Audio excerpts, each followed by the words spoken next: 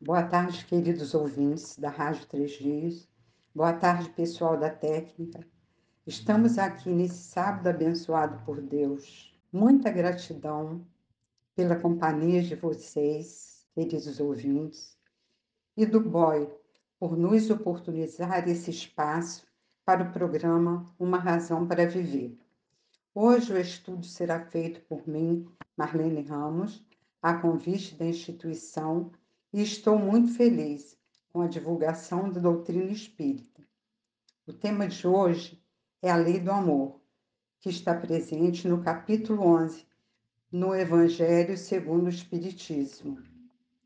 Vamos começar o nosso estudo. O amor resume toda a doutrina de Jesus, porque é o sentimento por excelência. E os sentimentos são os instintos elevados à altura do progresso realizado.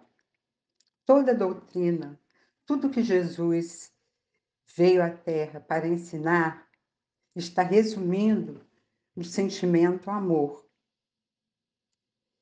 E os sentimentos são os instintos elevados à altura do progresso realizado.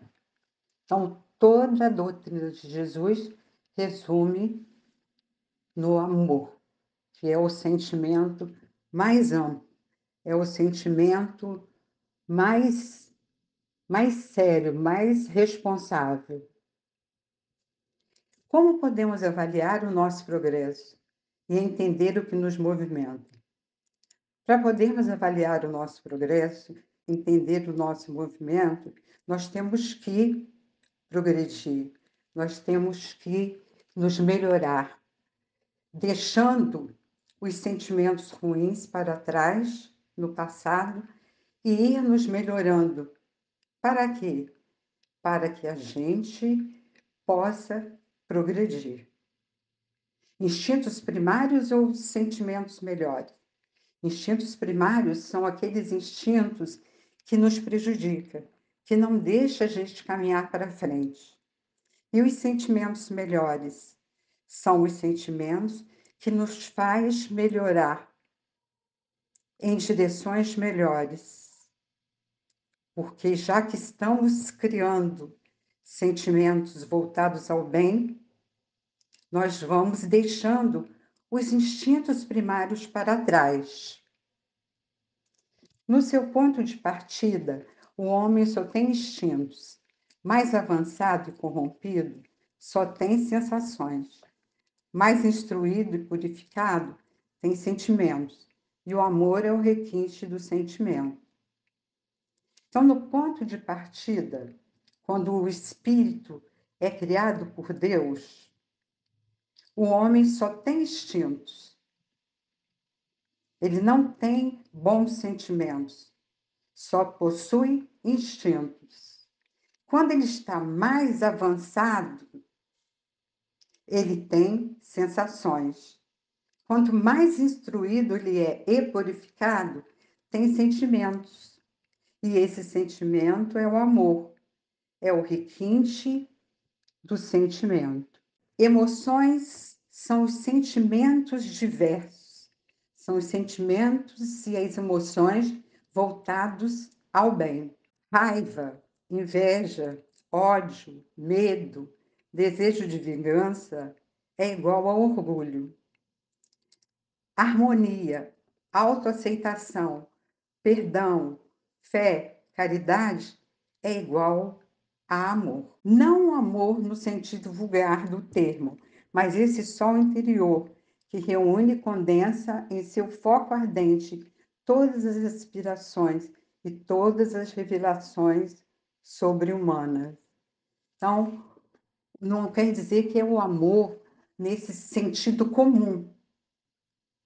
O amor é como um sol interior que reúne e condensa em seu foco ardente todas as aspirações e todas as revelações sobre-humanas.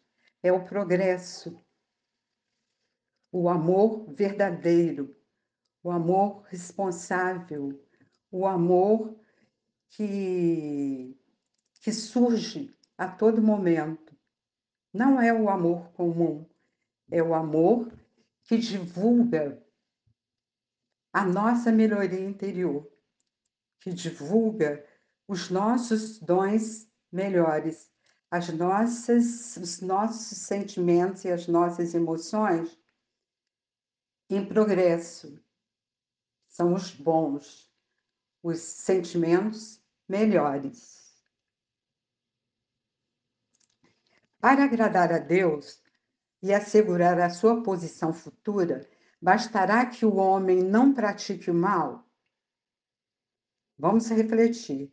Para agradar a Deus e assegurar a sua posição futura, bastará que o homem não pratique o mal? Não.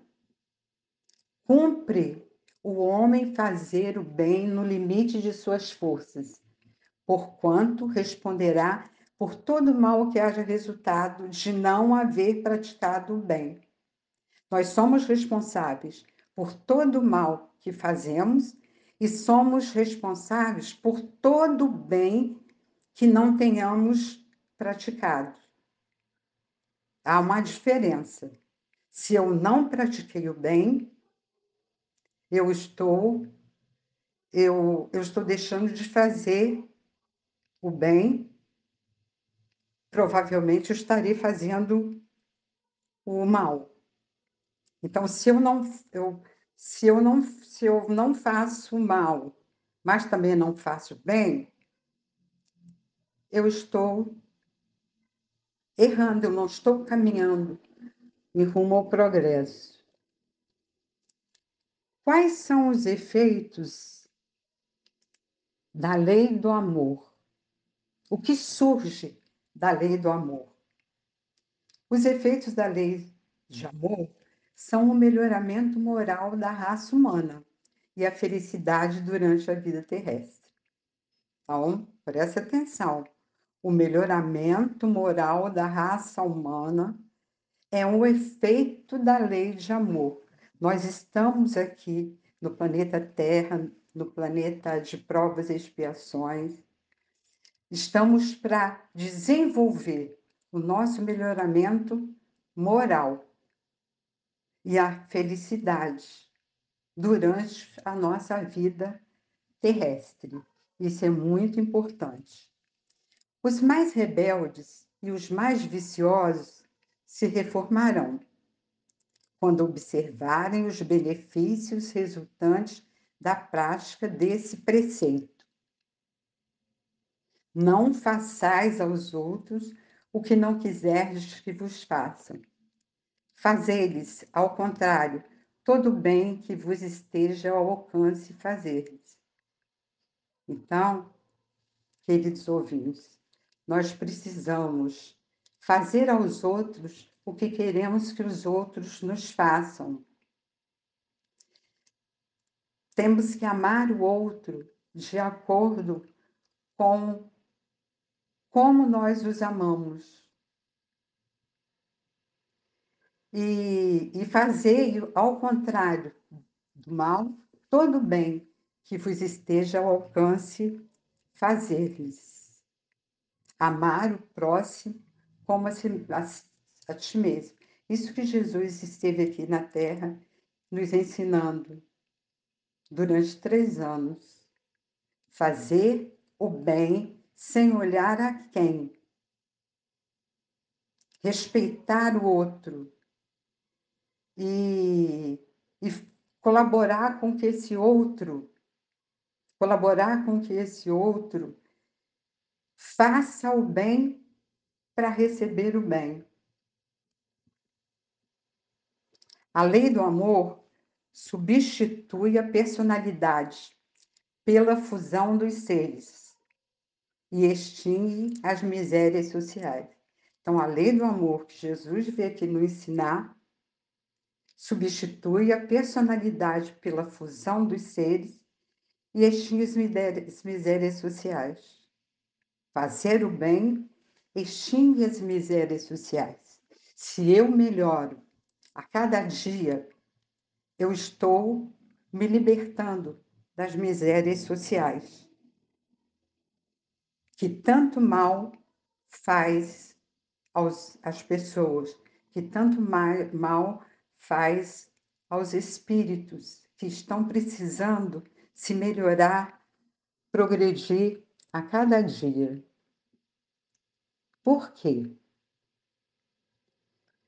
Porque o que o amor, amar ao próximo faz, né? O que amar ao próximo faz?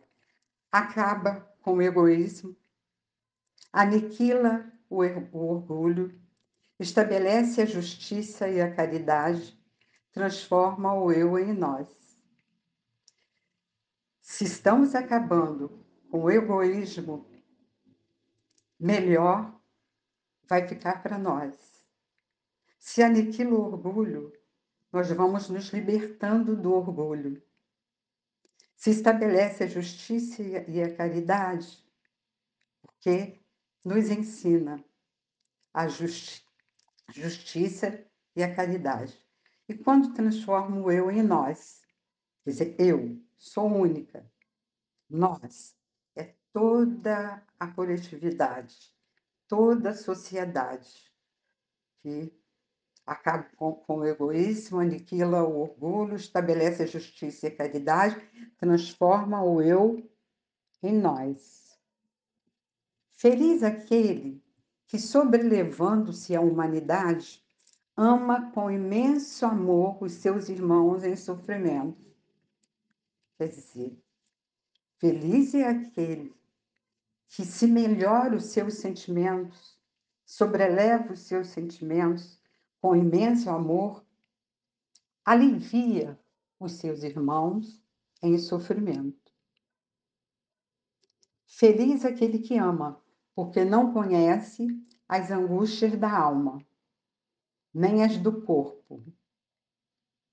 Seus pés são leves e ele vive como transportado fora de si mesmo.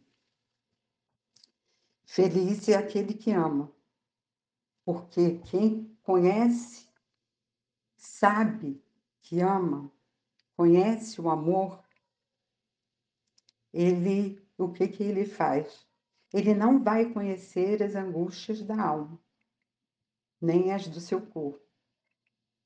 Seus pés são transportados e ele vive como transportado fora de si mesmo. Feliz. O que é felicidade? É quando se eleva sobre os instintos humanos egoístas. Quando, sempre que nos elevamos sobre os instintos humanos egoístas, é porque nós estamos conhecendo o amor, estamos progredindo, estamos avançando. O amor e o amar o torna feliz, mesmo na terra, o quanto possível ou o quanto ama e compreende. Se eu amo o outro, se o outro me ama, nós tornamos ambos felizes, mesmo aqui na terra, o quanto possível, de acordo com o amor e com a compreensão. O amor e o amar torna feliz. Quando Jesus pronunciou essa palavra divina, amor, fez estremecerem os povos e os mártires, ébrios de esperança, desceram ao circo. Quer dizer, que quando Jesus pronunciou a palavra divina, amor, ele deu esperança aos povos, esperança aos mártires. E os que queriam esperança vinham buscar esperança junto com o outro. Era o momento da humanidade avançar, sair da sua vida de instintos primários. Quer dizer, saiu da vida onde só prevalecia um instinto. E quais são os instintos primários? Comer, beber, fazer sexo e dormir. Esses são os instintos primários. Tudo que nós precisamos fazer para vivermos em paz, para nos para que se compreenda o instinto primário e iniciar, com o passar do tempo, depois de comer, beber, fazer sexo e dormir, iniciar a caminhada dos sentimentos para amor. Aí já vai mudando, já vai deixando os instintos de lado,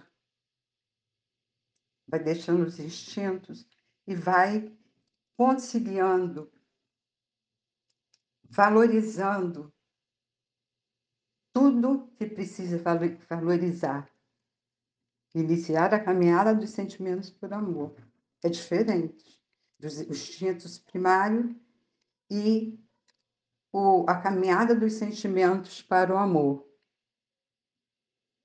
O Espiritismo, por sua vez, vem pronunciar a segunda palavra do alfabeto divino. Ficai atentos, porque essa palavra levanta lábios dos túmulos vazios, e a reencarnação, vendendo a morte, revela ao homem deslumbrado o seu patrimônio intelectual. Depois do amor, que Jesus vem ensinar, a doutrina dos espíritos, em 1857 à frente, ele vem ensinar o alfabeto divino, estudar as leis, doar as leis, explicar como que tem que ser.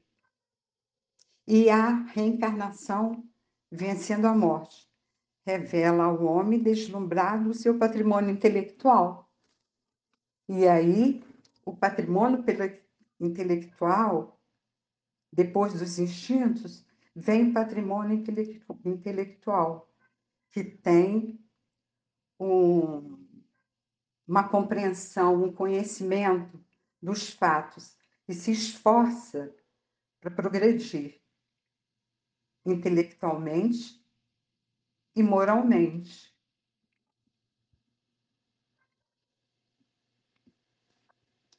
Mas já não é mais aos suplícios que ela conduz. Quer dizer, atualmente já não é mais aos sofrimentos, tantos sofrimentos que ela conduz, e sim à conquista do seu ser, elevado e transfigurado. O sangue resgatou o espírito, e o espírito deve agora resgatar o homem da matéria. E o que é reencarnação? É renascer de novo, quantas vezes forem necessárias para o progresso, para a sua evolução. Em verdade, digo-te, ninguém pode ver o reino de Deus se não nascer de novo. Em verdade, digo-te, ninguém pode ver o reino de Deus se não nascer de novo. Nós nascemos, nós desencarnamos, morremos, vamos para o mundo espiritual e vamos nascer novamente. Cada renascimento que nós possuímos é uma oportunidade de destruir os sentimentos, de destruir os sentimentos instintivos. Por que estamos aqui? Agora temos um questionamento. Por que estamos aqui? De onde viemos? Para onde vamos? Existe a morte? Por que as diferenças e as possíveis injustiças? Somos os artífices da nossa felicidade? Nós estamos aqui para progredir, para nos melhorar. De onde viemos? Do mundo espiritual. Para onde vamos? Para o mundo espiritual. Existe a morte? Sim, a morte física, mas a morte espiritual não existe. Por que as diferenças e as aparentes injustiças? Para nós conseguirmos nos reerguer, deixar as injustiças de lado e partir para conquistar coisas boas. Somos os artífices da nossa felicidade? Somos os artífices da nossa felicidade, porque precisamos progredir, conquistar os bons sentimentos, as emoções melhores, para nós mesmos fazer a nossa felicidade. E você que ligou o seu rádio nesse instante, estamos aqui com o programa Uma Razão para Viver, realização da Sociedade Espírita Joana de Ângeles. Para você, ouvinte, que não sabe onde fica a nossa instituição ou queira conhecer, vá nos fazer uma visita. A Sociedade Espírita Joana de Ângeles fica situada na Travessa Paulino Alves Tavares, número 6, no bairro de Vila Isabel, ao lado do residencial Vila Nova 1. Nossas reuniões públicas são às segundas, quartas e quintas, com acolhimento às 19h30. Ficaremos felizes com sua visita. Nossa instituição possui evangelização aos domingos, às 9h30. Fazemos diversos trabalhos assistenciais, como entregas de enxoval de bebê às gestantes, cestas básicas às famílias cadastradas e evangelizadas, bolsas de Natal, e você poderá adotar uma criança para a bolsa, passeios, poderá ajudar com itens dos almoços, servimos aos domingos quase 100 refeições, poderá doar roupas para o nosso bazar, enfim, há muitos meios para colaborar, caso deseje.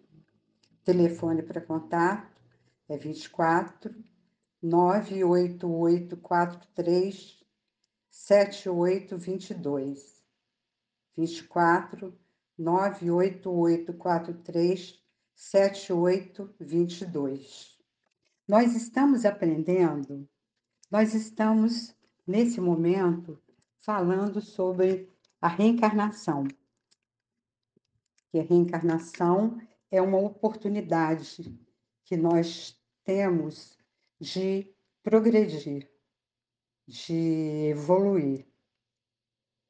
Com a doutrina espírita, nós estamos aprendendo a conquistar, através da reencarnação, todos os bons sentimentos, todas as boas emoções, deixando as emoções primárias de lado. Então, vamos continuar. Aprendemos com a doutrina espírita, no livre-arbítrio, a escolha. O que é o livre-arbítrio? É a decisão, o poder de escolha. Então, nós podemos usar a doutrina, aprender com a doutrina espírita no livre-arbítrio a escolha. Na lei de causa e efeito, a responsabilidade. No sofrimento, a lição. Na reencarnação, a misericórdia divina. Na mediunidade, o conselho, o esclarecimento, a instrução. Na lei de evolução, a perfectibilidade. Vós sois deuses. Jesus falou quando aqui esteve, com todas as pessoas que ouviam. Vós sois deuses. Em busca, com essa frase, ele quer dizer que estamos em busca da perfectibilidade de Deus. Aí ele fala para aquela multidão: vós sois deuses, porque um dia chegaremos à perfeição, semelhante à perfeição de Deus. Disse que o homem, no seu início, tem apenas instintos. Lá no início, quando o espírito foi criado, só possuía instintos. Aquele, pois, em que os instintos dominam, está mais próximo do ponto de partida do que do alvo. Aquele que pensa que está evoluindo, mas ele está mais próximo do ponto de partida que do alvo, porque deixa que os instintos dominem o seu progresso, esses espíritos possuem apenas espíritos. Para avançar em direção ao alvo, é necessário vencer os instintos a favor dos sentimentos. Para avançarmos, para progredirmos, é necessário que nós possamos vencer os instintos a favor dos sentimentos, deixar os instintos de lado e nos esforçarmos para que os sentimentos estejam bem desenvolvidos, concluindo, aprendendo todos os bons sentimentos, todos os sentimentos que Deus deixou para nós, que deixou para nós em direção ao alvo. Ou seja, se aperfeiçoar a estes, sufocando os germes latentes da matéria. Nós precisamos vencer tudo que é ruim da matéria para alcançarmos os bons sentimentos e deixando os instintos de lado.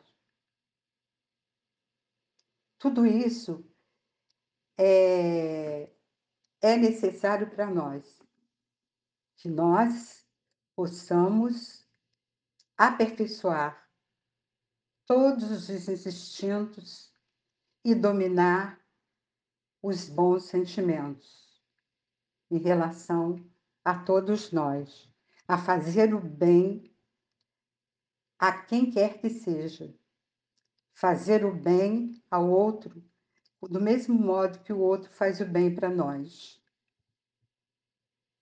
Os instintos são a germinação e os embriões dos sentimentos. Do mesmo modo que a planta germina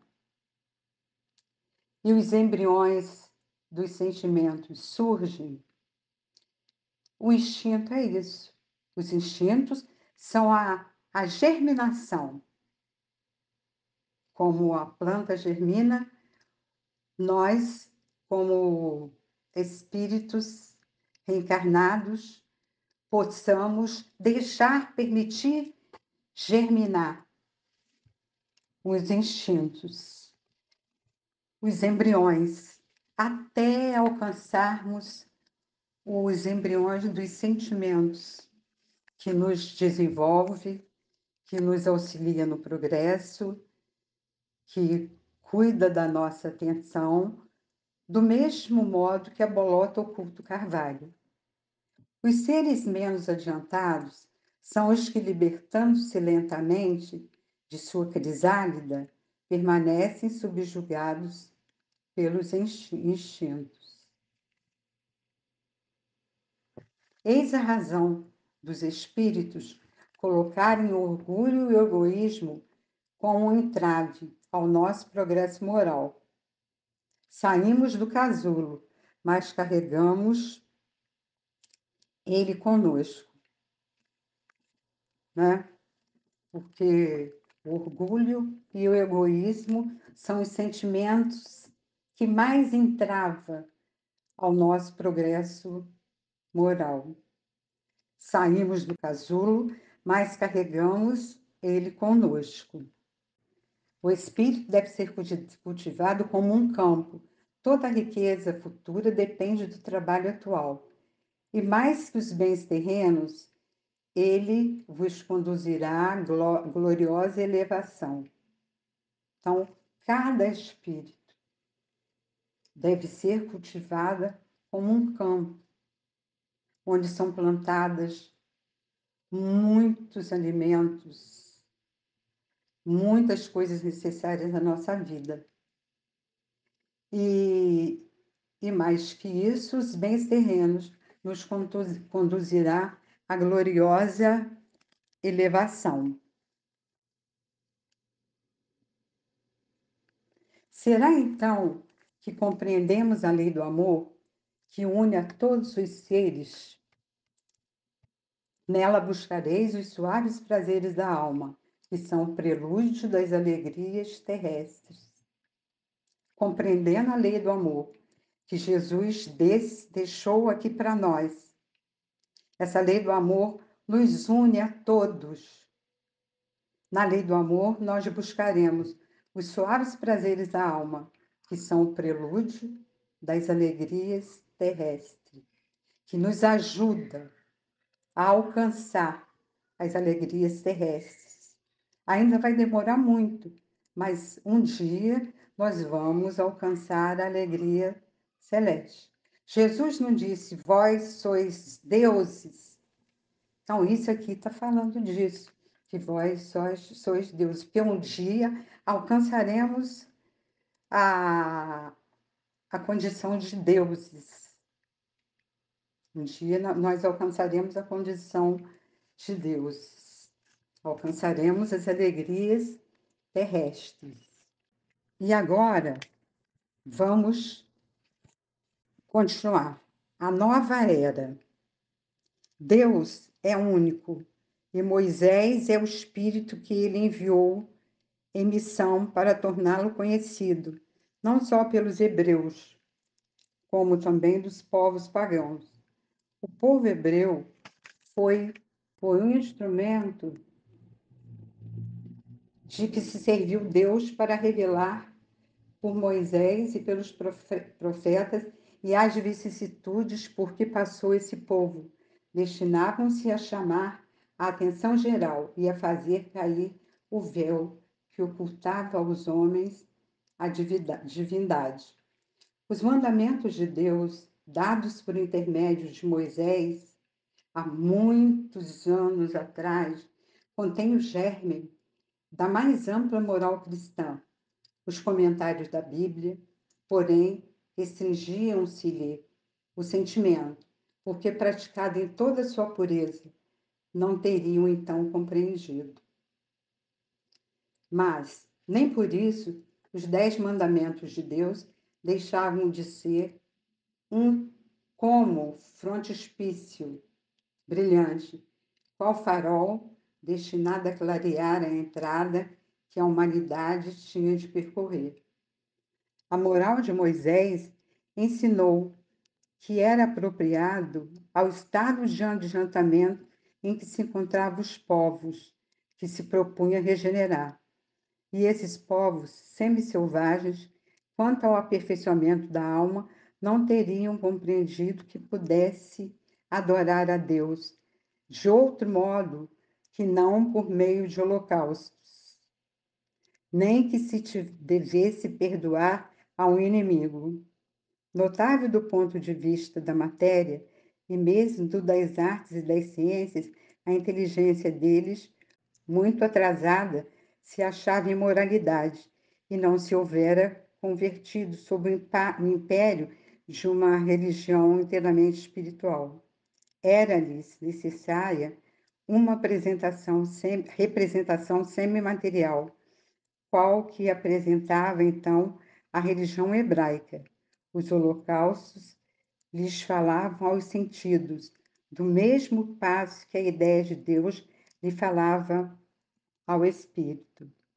O Cristo foi o iniciador da mais pura, da mais sublime moral, da moral evangélico-cristã, que há de renovar o mundo, aproximar os homens e torná-los irmãos, que há de fazer brotar de todos os corações a caridade e o amor do próximo, e estabelecer entre os humanos uma solidariedade comum, de uma moral, enfim, que há de transformar a terra, tornando-a a morada de instintos superiores ao que hoje a habitam.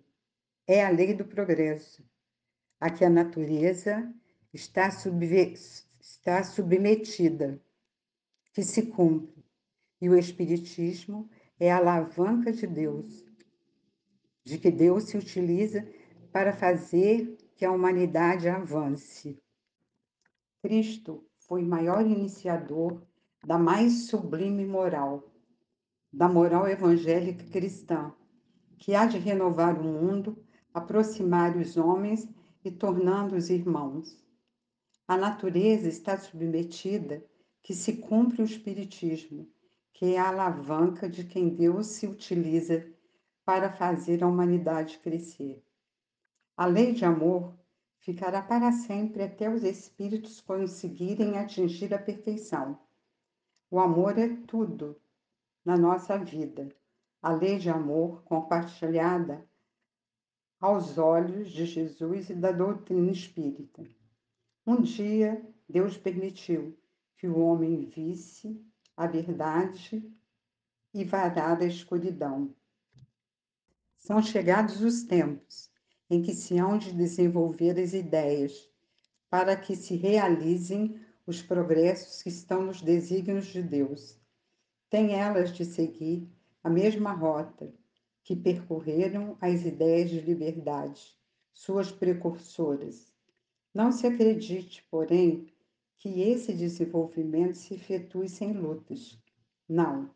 Aquelas ideias precisam, para atingir a maturidade, de abalos e discussões, a fim de que atraiam a atenção das massas.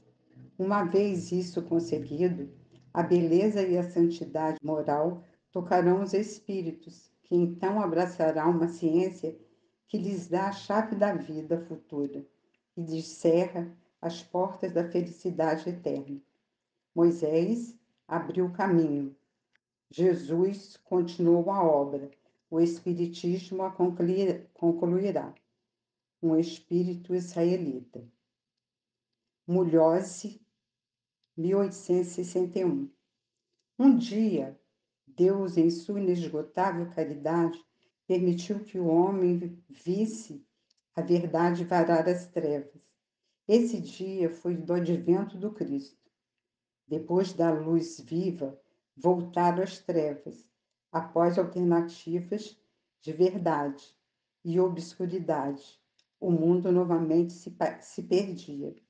Então, semelhantemente aos profetas do Antigo Egito, os espíritos se puseram a falar e a vos advertir.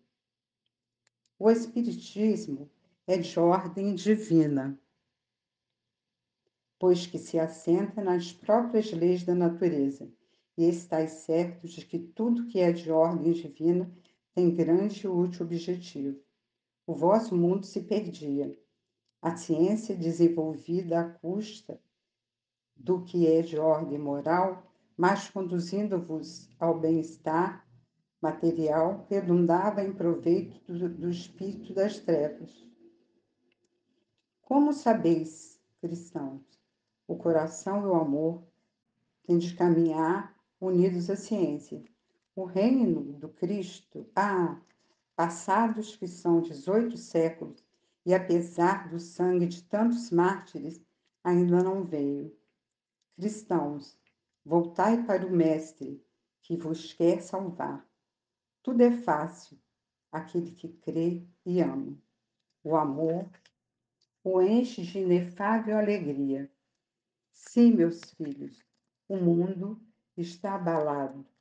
Os bons espíritos vos volo dizem sobejamente: dobrai-vos à rajada que anuncia a tempestade, a fim de que não serdes derribados, isto é, preparai-vos e não imiteis as virgens loucas que foram apanhadas desprevenidas à chegada do esposo.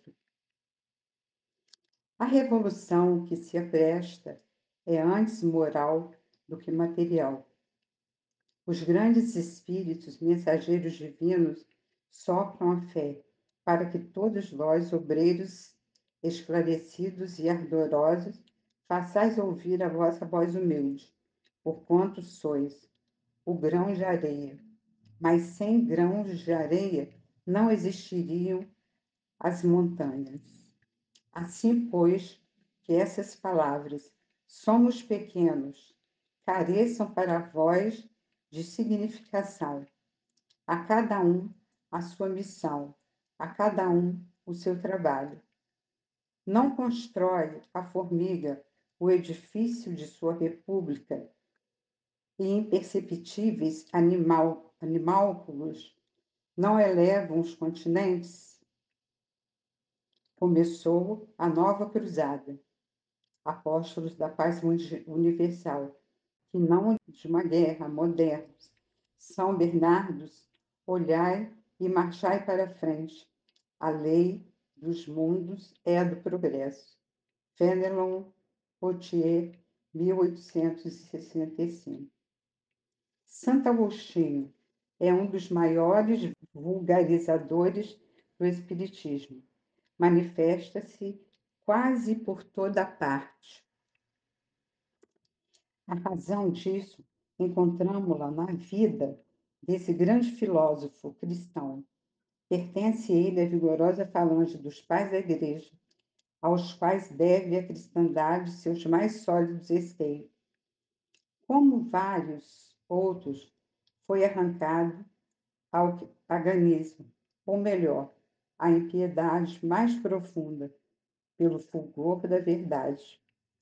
Quando, entregue aos maiores excessos, sentiu em sua alma aquela singular vibração que o fez voltar a si e compreender que a felicidade estava a lures, que não nos prazeres enervantes e fugitivos.